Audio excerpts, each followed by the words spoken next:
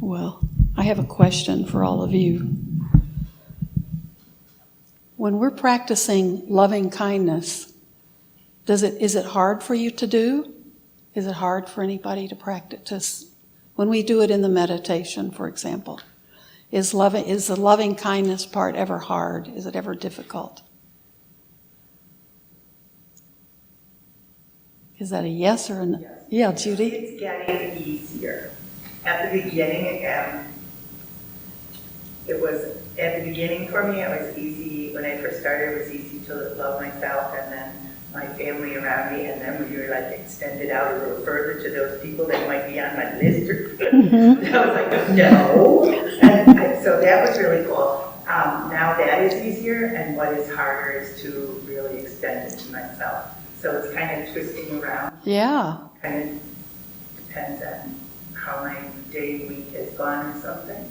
It's interesting. Yeah, that's good. You're looking at it. It is kind of it goes out and then it's coming back. That's good.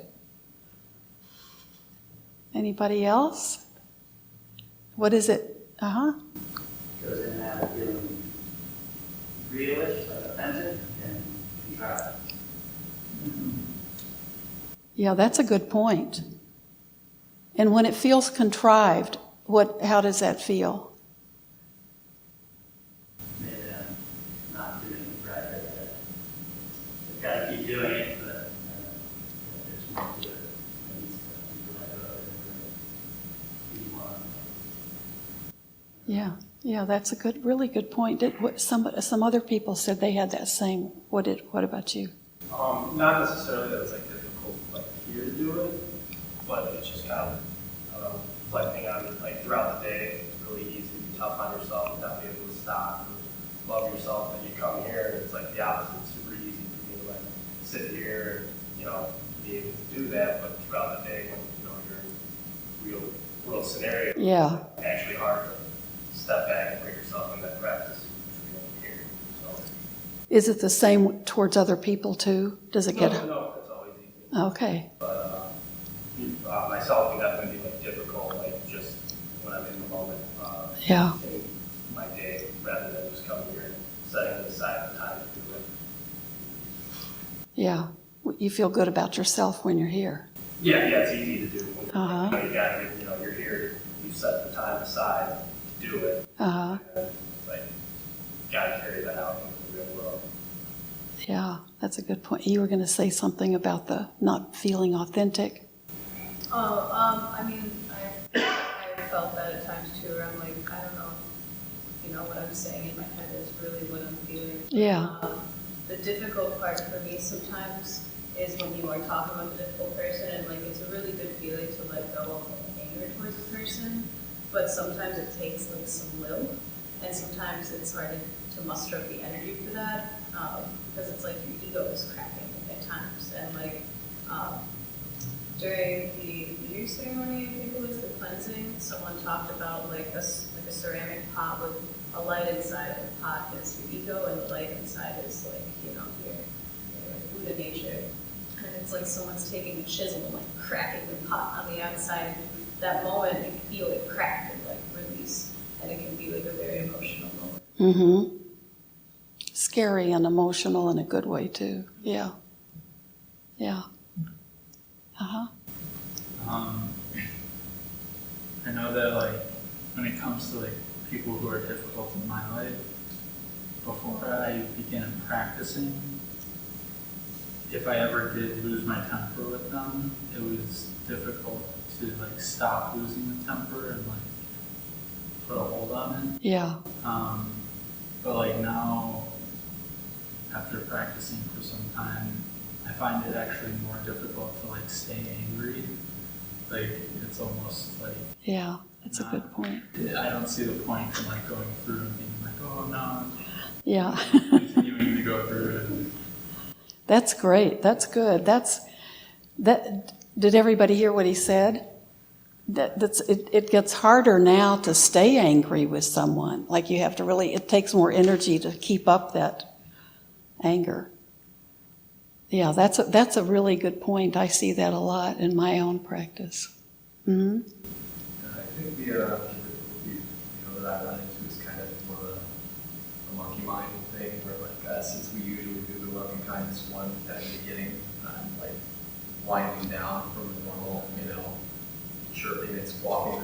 head and I forget to do the like where I kind of said the loving ones wait work rather than meditation. So I'm correct next time. So sometimes I wonder if it were reversed, where we did more of the focus like one and then did the metal one after we were still would be easier to engage in. At home, that's kind of the order that I do it, and it gets a bit easier that way. The monkey inside is got strong legs. It's a strong monkey, right? That question comes up a lot, like which should you do first? And we always do it here because it's what we're supposed to do, is to do metta first. And the reason is a logical one. It calms our minds down and it works with anger. So then you move into the meditation, the next part of the meditation, and our minds should be they should be ready, right? They're calm, the mind's calmed, the emotions have calmed down. But I know with my group in Elkhorn, we flip it a lot. We try it different ways. And because some people feel the same way you do, that if it came at the end, it might be more authentic because you've had the rest of the meditation to get to that place where you can send metta with more conviction, right? And so we play around with it. And I think there are advantages to both. I think it's easier here and in meditation because I'm disassociated from them and all the problems I have with it. If they were here and I looked at them and I could hear their voice, it would be a different situation. But after the beginning of the meditation, like some of the other people said, you kind of distance yourself from them, and then it's easier to send them loving kindness when you reach that second level of meditation, I think, and doing it here makes it easier for me. Yeah, those are good points. I like the one about not being authentic too. Or was authentic the word you used, or it seems contrived? So, and I think sometimes some things that we do, like some of the chanting, it will feel contrived at first because we're not used to it. But it's the metta practice. I think sometimes the words we say, it's good for us to really get that in our brain somewhere, because then suddenly you'll be away from, you'll be somewhere in your daily life and something happens and they'll just come up automatically because your body's kind of signaled your brain, like before you lose your temper, you better start the metta practice. So sometimes that being contrived it will feel that way for a while, but it's also a good way for us to really get it in our brain so it's there for us. I think that happened to me with a person, the person was bothering me, the person that. You a difficult person? Difficult person, which, I've known him for 3 years, and the difficult person, we saw her, so we tried for a long time, just that person, looking at that person, and every time you keep doing it, you can picture that person smiling and feeling a love, because you saw that for yourself and everyone else first, and you didn't laugh. So it's like, a year before finally that person, I had no anger, and then get another person, and now I never feel that. It's just, then it really for those people, and then that's what happens. The more you practice, the more you feel it, and then it just goes away, and you don't feel that anger. Yeah, and like you said, you can't hold that anger that long. Uh-huh. I don't know if this is correct or not, but sometimes if I'm feeling that inauthentic feeling or it's difficult to focus on what it focuses, I'll switch my attention to just examining that feeling itself. Like, what does it feel like to feel this is inauthentic? And then after spending a little bit of time with that, try to go back to it again. I like that. That's good. Just feel what feels contrived, what feels non-authentic, and just be okay with whatever comes up. One reason I'm asking you that is I've met with someone recent days, and they they have a real difficult person in their life, and it's real someone very close to them, and it's a very painful situation.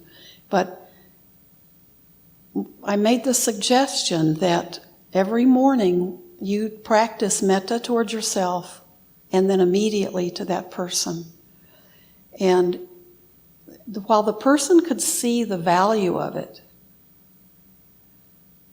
that person said, I don't know if I really want that difficult person to have those good feelings. Like I want them to be miserable so things kind of go bad in their life and they see how much they've hurt me. And so I had to kind of pound that into her. So I had to keep saying, no, that's what you have to do. That's just your homework, you have to do that. But what we have to really know about metta is we're first of all, it doesn't really matter what happens to that other person, right? Because we're working to get our own head straightened out. We're working to purify our own thinking and the way we look at everything. So if you're not able to send metta to someone, there's not a void there. There's some connection, right? If you come up with a difficult person. So you're making a choice. If you just absolutely can't send metta, which is goodwill, and when you can think of it like, I know that I want happiness and peace in my life. So I know that's what other people want too. At this human level, we want happiness, we want peace, we want to be well, although we can't control that all the time, but we want to be truly happy, and we want to experience peace. If I know that about myself, I have to be willing to accept the fact that that's what my difficult person wants too. And they are a human being just like me. So if I can't send them that metta just to be well, to be happy, to be peaceful, then what we're going to be left with instead is this big old horrible, like a rope attaching us, something really dark and negative. And because we can't just say, well, I just won't send anything. So it's not neutral. Because if we can't send metta, then we're really left with a cord attached to that other person that's negative. So it's much more, it becomes a weight around our necks. It becomes the thing that drags us down. So it's to our benefit to let go, to wish that person well. I may you may say, even in your metta practice, I may never be able to see you again. Because until something changes in the relationship. And I'm not going to close that door. Don't close the door to your heart. But you may have to be very, even in your metta practice, like I send love and kindness to my difficult person, even if this is a person that I cannot have a relationship with now, and mean it. And then you can start letting go of that dark, negative connection, because that can stay with you forever. And we've all met people who, for years and years and years after a bad relationship or a bad boss or a bad whatever, any relationship that's been really difficult, we know people who never let that go. So, they might as well still be living with that person, because they still think about them all the time, and they still, if I'd had a different mother, everything would have been different. Or if my parents hadn't been so stingy, maybe we could have, we hear people say things like that. So they haven't let go, and the only way you can let go is really through metta. It's really the only way to really be clean, to be that kind of totally mindful, totally open-hearted sharing of metta. You're sharing, I know I want this, and I know that person wants it too. no matter how mean and evil and despicable that person is, we know they want to be happy, and we know that they want to be peaceful. And they may just be way out somewhere where they can't be there right now. And so if we can't send metta to them, we're stuck. We're stuck with a bad relationship that we're dragging around like our albatross. So it's really important, and I know it is good to have a quiet meditation period to send metta, because some people are so difficult, or some things are so charged. If you're in your day-to-day life, it's hard to actually like go to work and be with somebody that you just, you don't like at all. I mean, my favorite person was a person I didn't even know him, and I didn't like him.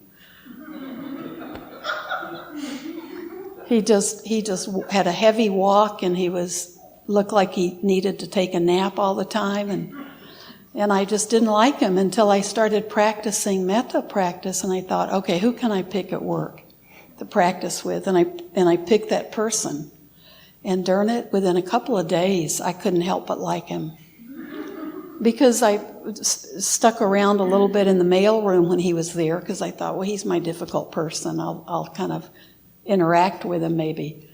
And he was this kind man, and he was probably tired because he helped foster kids and did all this volunteer work, and he was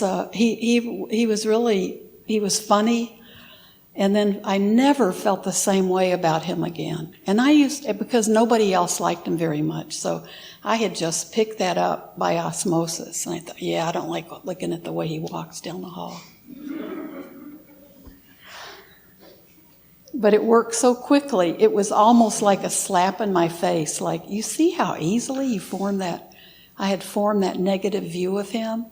And if I hadn't had metta practice, needing to find, difficult people to practice with, it wouldn't have even occurred to me to, think about him in my life. But we have all the range from like the harmless person who's our difficult person. It's really, that was me who was the difficult person in that one. And that's why sometimes I'll say, your difficult person may be yourself or one of your loved ones. You don't have to pick from somebody outside those two categories usually. But it's a really profound practice, because we do have things that we just can't let go of sometimes. And so metta is a good way to practice letting go of that attachment, because our aversion is like an attachment. So if we're hanging on to those things that have hurt us and that we've been badly done to, we're hanging on to those just like that was the best piece of chocolate candy in the world.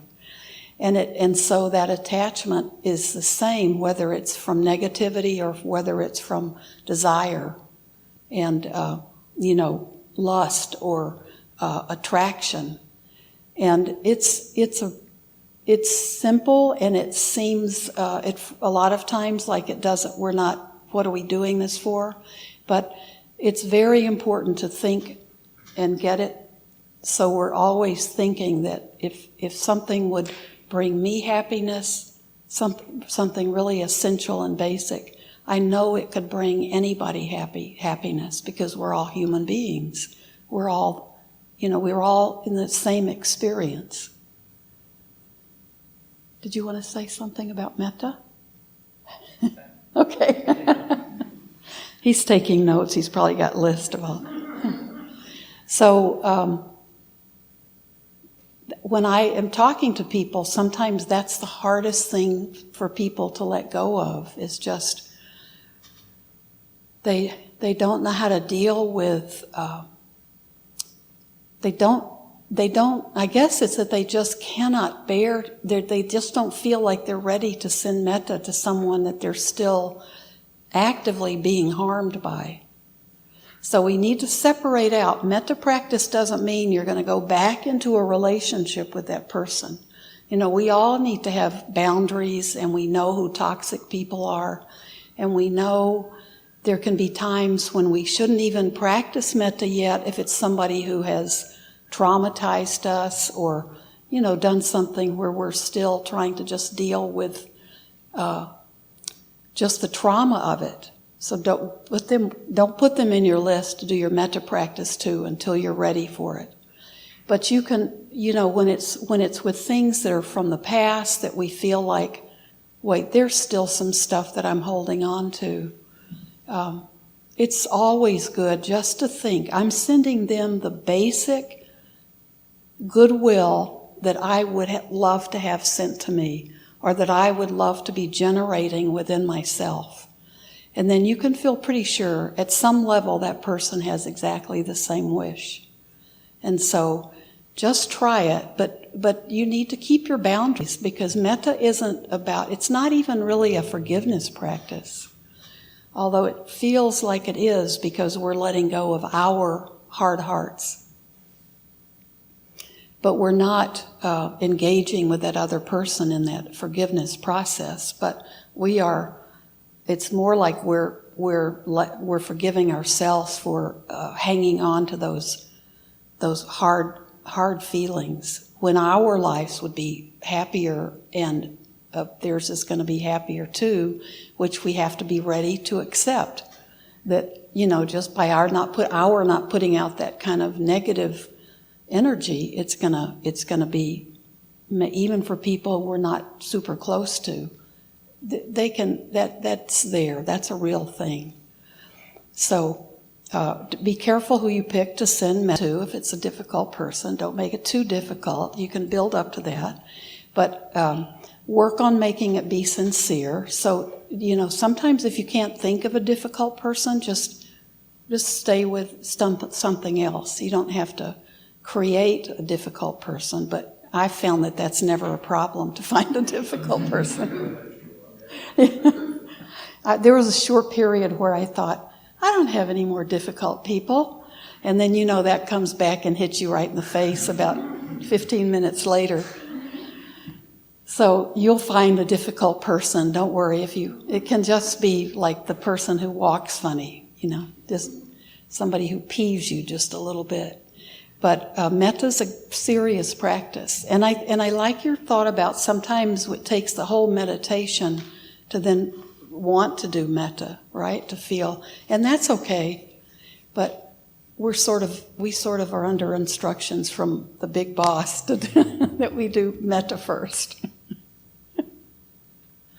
But you can also I also have a recording of a 10-day metta retreat that was done in Australia, Bhante Sujato. And so I was good friends with a nun with the same name as mine who lives in Belgium, but she was a student of his. So I was able to get this 10-day meditation retreat.